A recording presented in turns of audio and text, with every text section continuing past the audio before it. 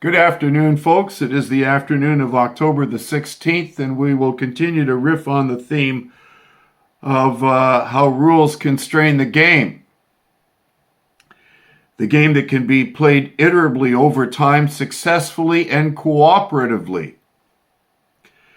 And it is fascinating to note that the nature of storytelling defines human progress, and that the structure of a story itself always contains the following elements. It's really fascinating how those elements have constraints and possibilities and structures, which is in fact the study of cybernetics.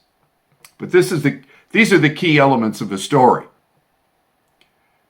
Since we're a mobile creature, we have two legs, we're on the move. Here you are. There you're going along the way, and there's where you're going to. When you encounter resistance along the path, you experience negative emotion. When you encounter things that expedite your journey, you experience positive emotion.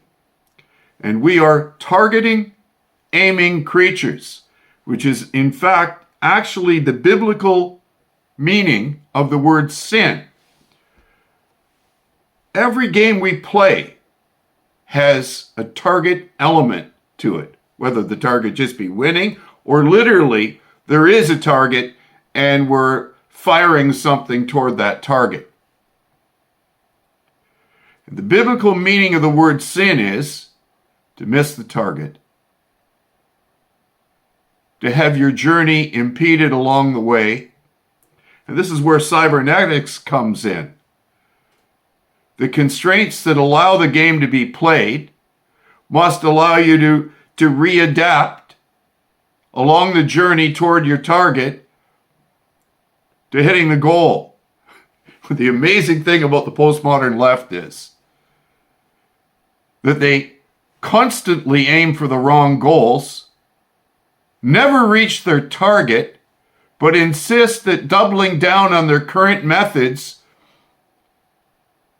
is the only solution. Let's use the music community as an example. Because I booked and hosted shows, I mentioned that several times now in my videos. I loved entertaining people and hiring the best in the business, putting shows together and presenting them in pubs and in festivals. It was great fun for me. And it was the only way, of course, that a scratch musician like myself would get to play with the best. The current cadre of blues musicians and roots musicians in Canada have utterly been in favor of the government's plan to shut down society during this CCP virus crisis, destroy our economy, and watch their own industry be decimated by it. And in spite of the fact that the constraints and possibilities and structures of this game have ruined their industry, do you think they're waking up and complaining about the government's action? No. Oh, this has been wonderful. My career's over, but wow, we're safe now. First of all, of course, we're not safe. Life isn't safe. And secondly, the government's plans haven't achieved the goals that were stated. And thirdly, it's destroyed not just their industry, but every small business that's reliant on people coming out and having a good time. Here in this part, here in Ottawa, we went to go out for dinner yesterday, and we couldn't be seated inside the restaurant. Doug Ford, who is perhaps the most hypocritical politician that we could ever have the misfortune as Premier of Ontario, because at least Wynne, who was a witch, stated what she wanted to do, and never pretended to be anything other than someone who is going to undermine the economy. But Doug Ford had the unmitigated gall to say that Ontario was open for business. No, it isn't, Doug. You shut it down, you moron. So let's examine the cybernetic structure of a story. Now, GPS is about the closest thing that mankind has come to in inventing intelligent systems. It knows where you are, and it knows where you're going, and it's plotting the route along the way. And if you deviate from the path, it'll rethink how you can get there. It reminds me of the old story of the guy that got lost out in the boonies, who went and knocked on the local farmhouse door and asked for directions to the city he was headed to. And the farmer tried 3 or 4 times to explain to him how to get there. And then finally he said, you can't get there from here. This is how our current government is operating. So, the structure of a story. Here you are, there you go, there's where you're heading. You encounter resistance, makes you stop, rethink, replan, and then move along your pathway to see if the pathway that you're on is getting toward the goal that you're intended to achieve. If you keep heading on the wrong path, that becomes the literal biblical definition of sin. That is Justin Trudeau and his goddamn cabinet in a nutshell, with the emphasis on the word nut.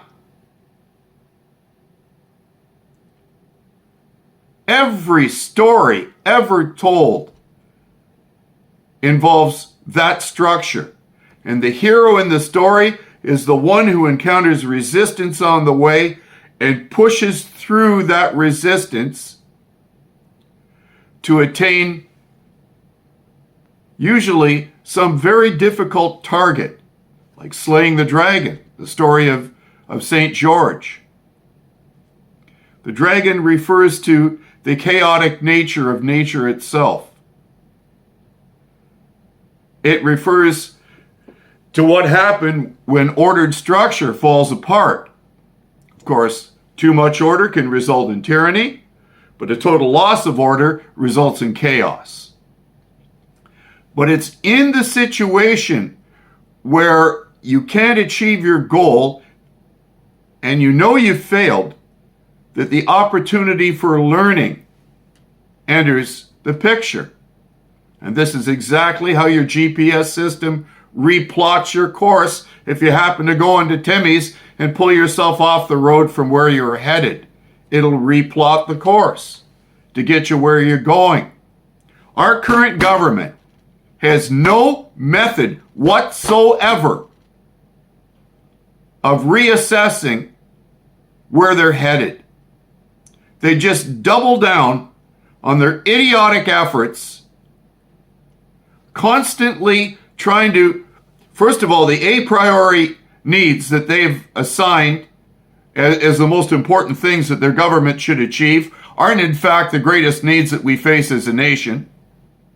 In fact, they fly in the face of those needs. So no hero can emerge in that story. And in fact, in every story told about a villain, that is the very nature of villainy, what Trudeau and his cabinet are doing. That they double down on their efforts to try to circumvent the rules that constrain the story of good government. This is why I mentioned yesterday that our ancestors, with all the mistakes they made, had observed, nevertheless, in spite of their personal flaws and their own sins, they had observed where government would go off track and what needed to be done to bring it back on track for good governance. That is, by focusing the government on maintaining the rule of law and recognizing the inherent rights of the citizen to own property and pursue excellence and their own betterment. And to do so in a social setting where that pursuit of betterment did not harm others. You cannot extract something you need from someone else by force and not harm them. That is the great flaw of socialism. It's based on an entirely false premise that actually contradicts the rules of cybernetics. It ignores the structure of society, the fact that society needs to be engaged in on a cooperative level, voluntarily. It ignores the constraints that the Constitution and the rule of common law place on government, and ignores the possibilities that exist if we were to let people develop their own unique potential, invest in the market, open new business, instead of forcibly close them. I hope that we can learn to tell a better story about where we're headed. And we certainly aren't going to do so by deconstructing the grand narrative upon which Western liberal democracy is based. You notice that the postmodern left has one goal: to tear everything down. They don't know how to build. They're driven by nihilism, envy, bitterness, and resentment. And who do they resent? They resent anybody who is an achiever, who leads a self-fulfilled life, who voluntarily cooperates with others in business endeavors, and who does better at it than others. This belief that we should shoot for the lowest common denominator, and that there's no way to assign value to the journey that we're on.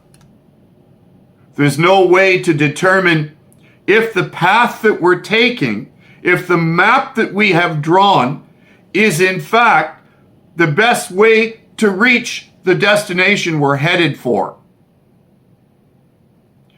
And in order to do any of those things, we all have to agree on the destination. And that is even the most fundamental thing that the postmodern left has done. They've actually corrupted what has, for 400 years, 300 years since the Age of Enlightenment, defined the destination of a liberal, tolerant, and open society. Look up cybernetics. I'll post the links below. And listen to Dr. Peterson's lectures on storytelling. It's why our ancestors in the distant past would sit around the fire and tell stories. Because it helped everyone realign their understanding of what constituted a hero, what constituted a villain, and of what constituted a good path toward progress. And there's the key word to remember. These folks call themselves progressives. They are the furthest thing from it. They are retrogressive, illiberal, and authoritarian. There's not a totalitarian they won't get into bed with. You see that China has threatened 300,000 Canadians living in Hong Kong. That a whole bunch of totalitarian countries have just been invited on, or joined the UN Human Rights Council. We live in an insane age. Up is down, up is up. Left is right. The whole thing has gone nuts because no one can tell a good story anymore. I hope you learn to tell a story. Hope you've enjoyed mine. You have a great day. There'll be more on this theme coming up shortly. Cheers.